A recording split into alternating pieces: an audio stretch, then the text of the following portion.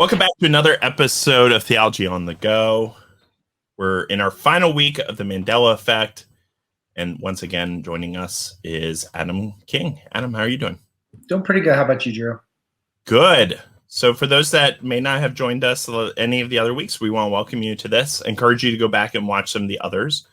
But the Mandela effects of the Bible are statements or phrases that oftentimes Christians use that they swear is in the Bible, but it's not there. And we got this idea from the Mandela effect, which is like a societal false memory. Very quickly, in 2013, I believe, Nelson Mandela passed away, but people thought for sure that they remembered news reports of him passing away in the 1980s. Yeah. It wasn't true. Nope.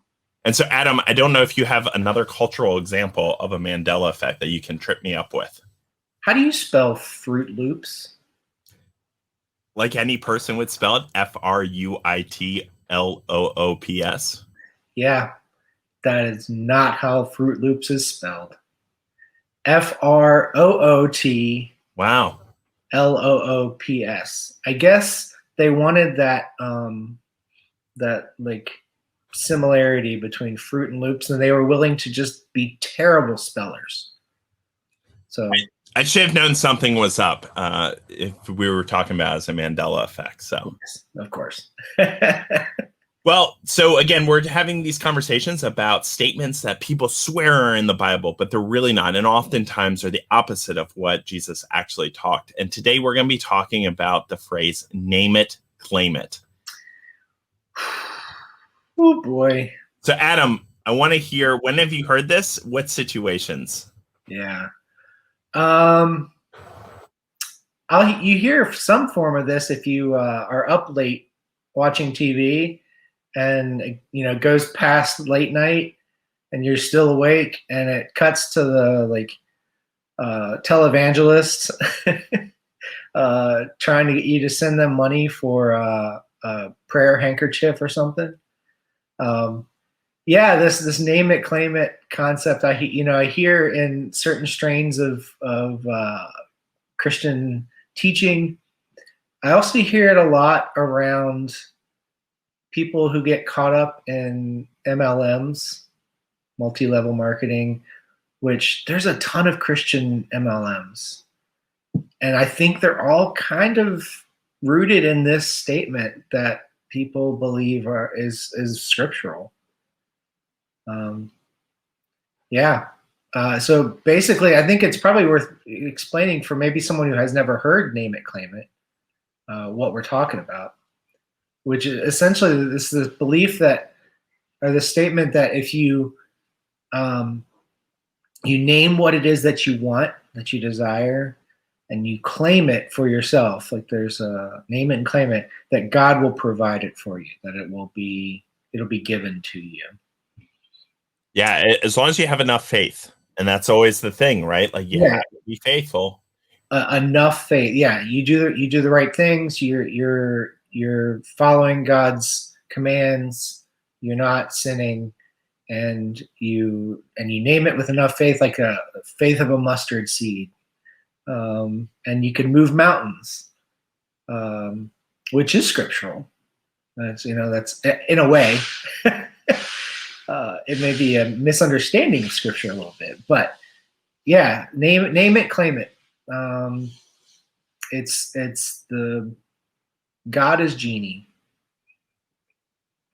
Absolutely. And I think I have a great file somewhere of, it probably got deleted as well, but maybe not, of doing like a comedy podcast as a televangelist. And we got it, we did the name it, claim it thing. We did, I won't repeat all the stuff that we did, but, there were prayers and,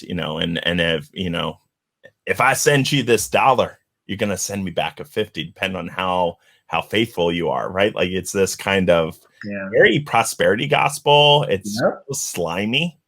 It is. It's almost always about money. Yeah, right. Or something that you really want.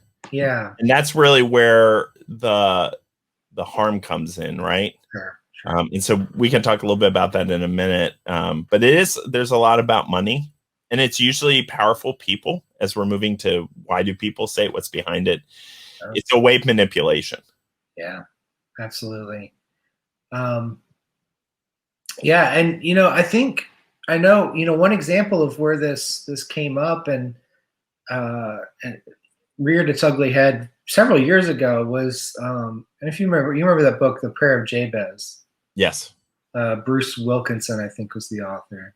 Yep. It's just crazy popular.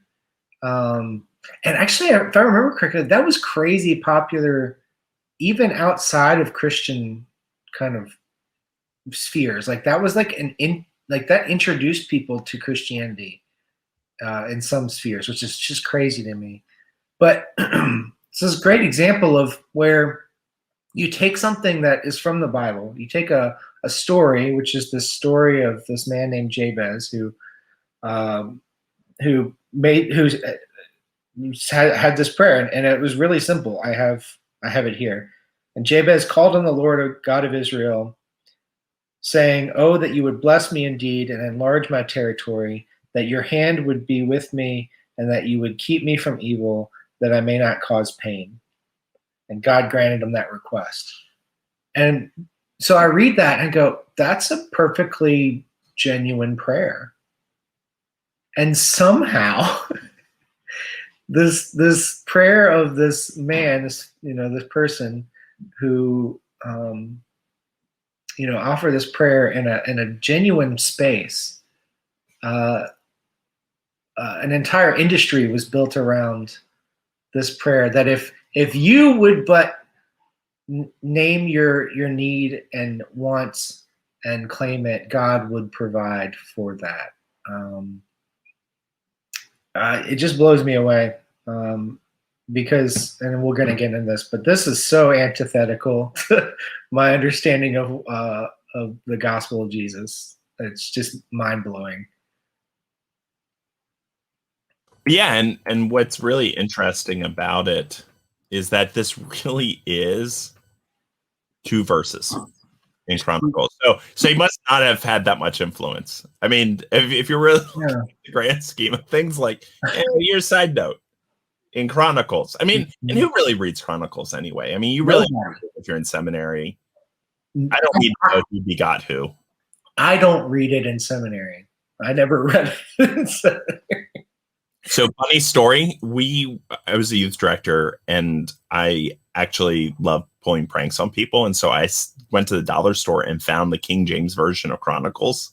It was available for $1. And I went to all of our cars as we were going for these service trips. And I said to everyone, I said, hey, this is a CD sent to us by the mission trip that we're going to be a part of. It's pre-work. So you all need to listen to it in its entirety as we're driving. That's amazing. So it was like spoken word. Yeah, it was just them reading it. It was like an audiobook. It was just like the descendant of Judah. All it was. That is brilliant. We stopped, and I said, only one car out of the 6 listened to the whole thing. I said, why did you do that? Oh my God. They actually listened. Sorry. Yeah, most people were like, they gave it like a chapter or 2 and then they were done. And my car was laughing because I was like, and they were like, are we going to listen to it? I said, no, I got that from the dollar store. They weren't allowed to have cell phones, so they couldn't text any of their friends or anything. They were just my goodness. And so every once in a while, because we were still using walkie-talkies at that time for caravans, I was like, hey, I just really appreciated what they just said in the chapter 15. I hope you all have really been listening really carefully. That is some high quality pranking there, Drew. It was trollish. I mean, that is amazing. But you talked about that this might cause harm, and it really is a form of manipulation. In what ways has the statement caused harm, and what does it really say about God when someone says it? Well, it causes harm because it leads people who are often in in desperate positions in life, to do things or believe things that are probably not in their best interest, and are going to ultimately lead to significant disappointment, and disillusionment about who God is. Or either that, or it's going to cause people to, when they name it and claim it and it's not given to them, to justify, this belief and kind of double down again. And it becomes almost like, you pull that lever on the slots and go again. And I've seen and heard, I know people individually. I've seen stories of people caught up in theology that would use this phrase, name it, claim it, that have lost their life savings, that have gotten in so much debt because they, took on a quote unquote business venture that, scammed them out of their money. It's a phrase that, you name this, that powerful people use to become more powerful at the expense of those who are weak. It's, again, it's so, I think, so antithetical to the Christian message, because it says that God is this wish-granting genie, and only the powerful in the world, apparently, are the ones that God really cares for, because they're obviously getting what they want. So therefore God loves the billionaire who, rips people off or doesn't pay their employees, or, God cares most about the people driving or flying private jets. They clearly are blessed, quote unquote. Yeah. And I think the other way in which I've heard this is creepers who use it in dating relationships. Right? Oh, wow. Okay. Oh, you never heard this? I don't think so, no. Oh, my wife tells stories about going on dates with people, and they go, I just know that if we have enough faith that God's going to let us marry each other. Like, and this is like first date thing, right? So it's a form of this, but it's really like a first date. Like, I already prayed about this and we're going to be together. So, let's just be really serious really quick, because we name it and claim it. Yeah. Wow, that's terrifying. Yeah. It was. and it helped me out because I wasn't that creepy. I bet I'm, working in favor, sure. He was on eHarmony. She was like, "This is weird. You're not a creep." I'm like, "Oh wow, I've not heard that one." Oh yeah, I think I have heard it used, though, around like pregnancies and stuff, and that's also potentially just devastating. Well, and any of it, right? Like, and any of the idea is that God, that because I'm not faithful enough, or I made a mistake in my past, that God is punishing me. Yeah. For this, I'm not getting what I want because I'm not faithful enough. Yeah. That is deeply harmful, because it's transactional. It creates a transactional faith where God does for me if I do for God, and that I think is more deeply rooted in the church than we really want to believe. Even for someone who wouldn't use this phrase, the belief that's underneath this phrase is everywhere in the Christian faith. And if I'm honest, sometimes I catch myself when something bad happens to me. I'll even in my subconscious be like, "Oh my gosh, am I being punished for something?" Well, that's the negative. I'll catch myself on the flip side of that, where something goes really well. Something works out for me, and I believe I have this like moment of believing that, oh, God really favors me. I must have done something right? Like, I earned this. I deserve this. Yep. This blessing that happened to me, that may or may not be because of God. Believing that it is remarkably arrogant on my part. Yeah. Especially when it's at the expense of someone else. Precisely. Yeah. No, absolutely. Yeah. Well, what would you say to someone who says this? And maybe we'll do one of us take.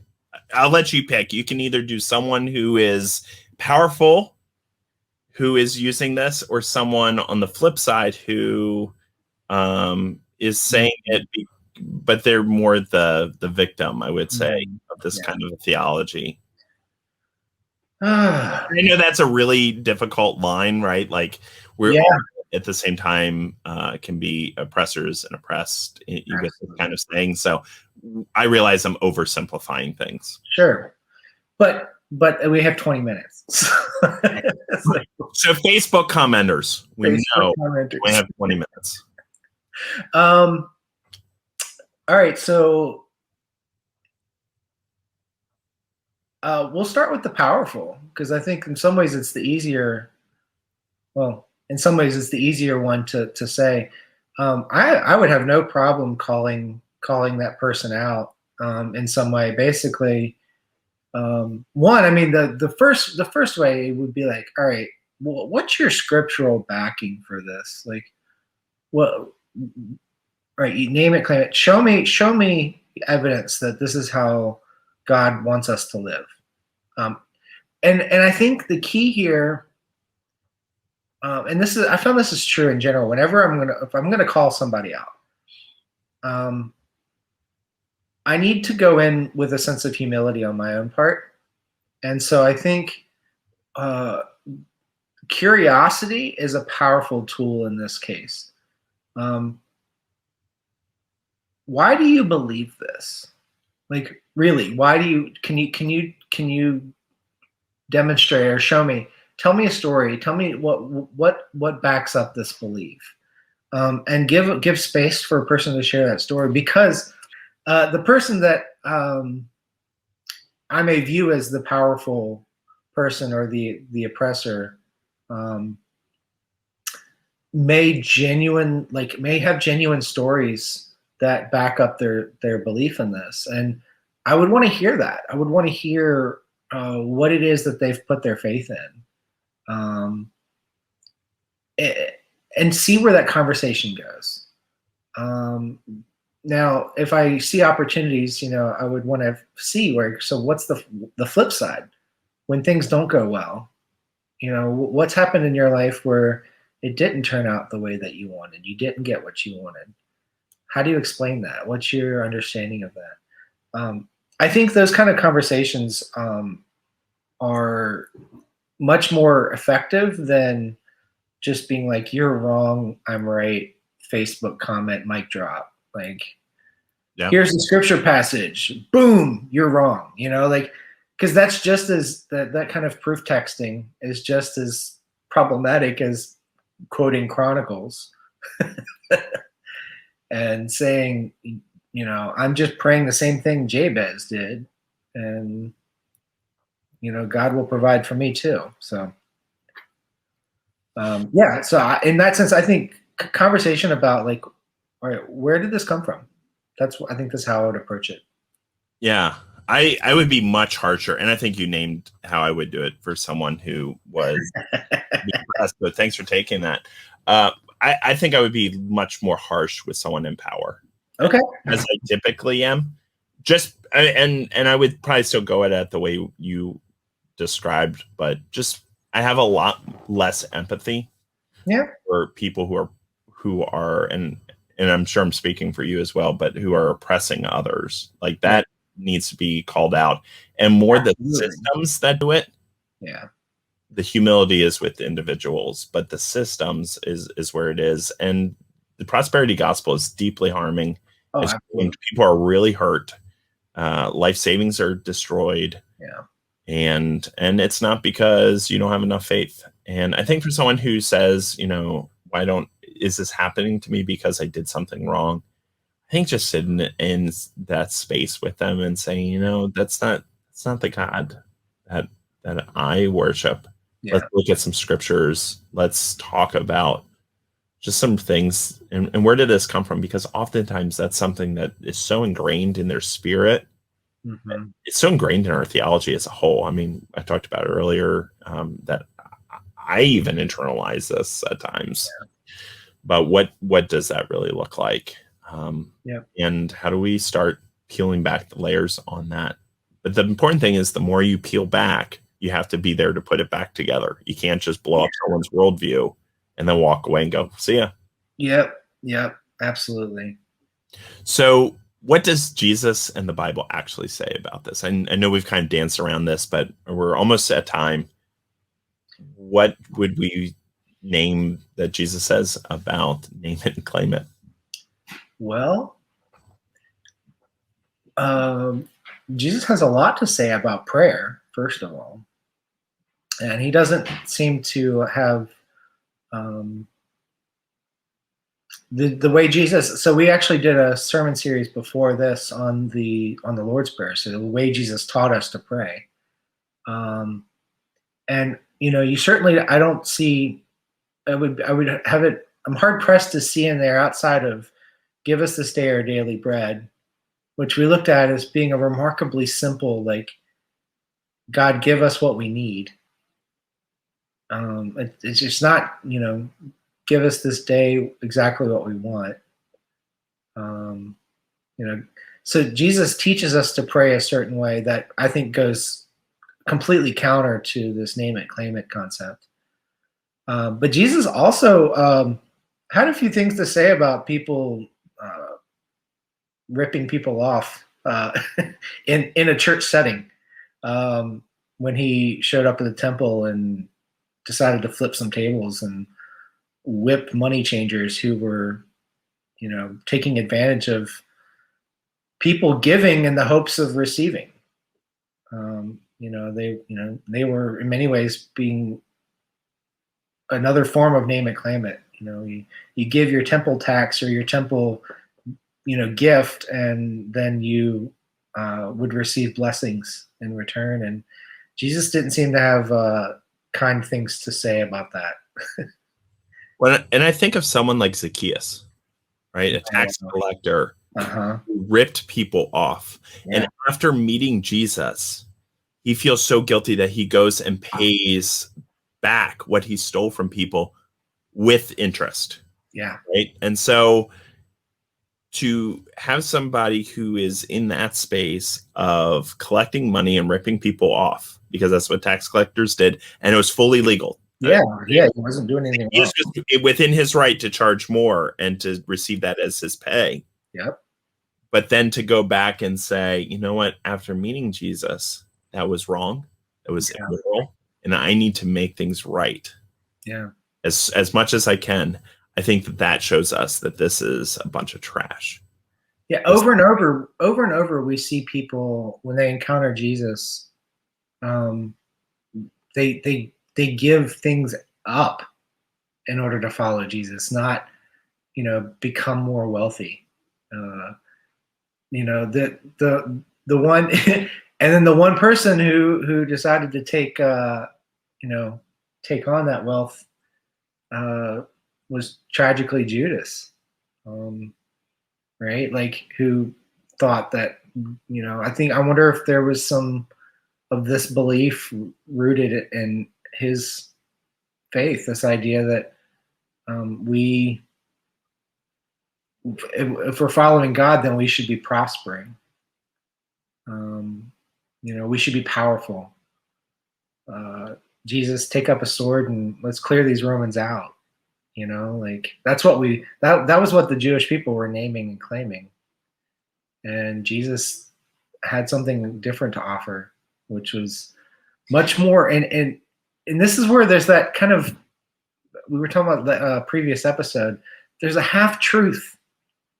It's very small, but it's in there, of,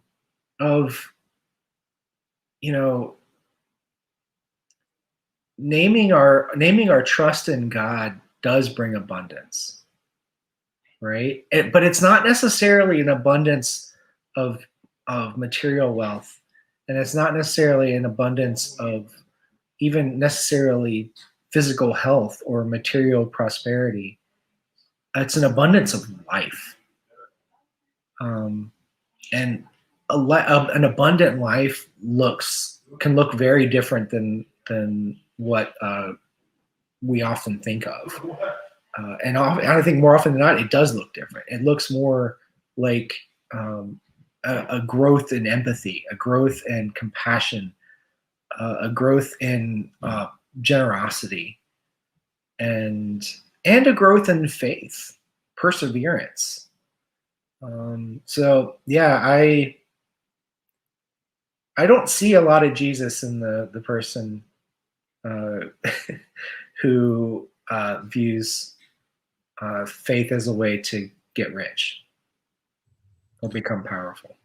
Yeah, and I would say this, and you may disagree with me, and that's okay. But there's nothing wrong with being powerful or wealthy or No. influential. It's when it's done at the expense of others, because what you named was that there's an increase in generosity. Yeah. We look.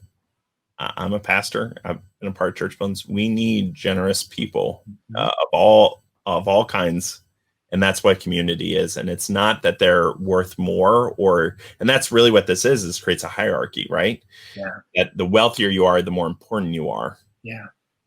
Versus, all of us together, pulling together our resources, doing the work of God, no matter who we are. And Jesus hung out with, rich people and poor people, and it was the people that were taking advantage of others, which is what this does oftentimes. Yeah. There's things. So, Adam, do you have any closing thoughts? Closing thoughts. Let's see. No. Perfect. I would say, no, I will say, thanks, Drew, for helping make this happen, and for taking the time out. Things happen, and you lost the original recordings. I really appreciate you reaching out and making this happen again, so that we could share this time together. So I really do appreciate that. That means a lot to our community. Well, thank you, and thank you for joining me again.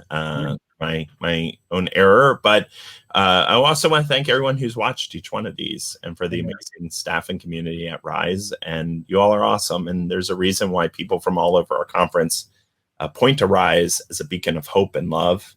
And so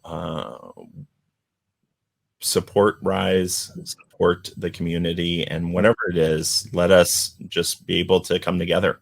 Absolutely. So thanks, everyone, and have a great week. Have a good one, guys.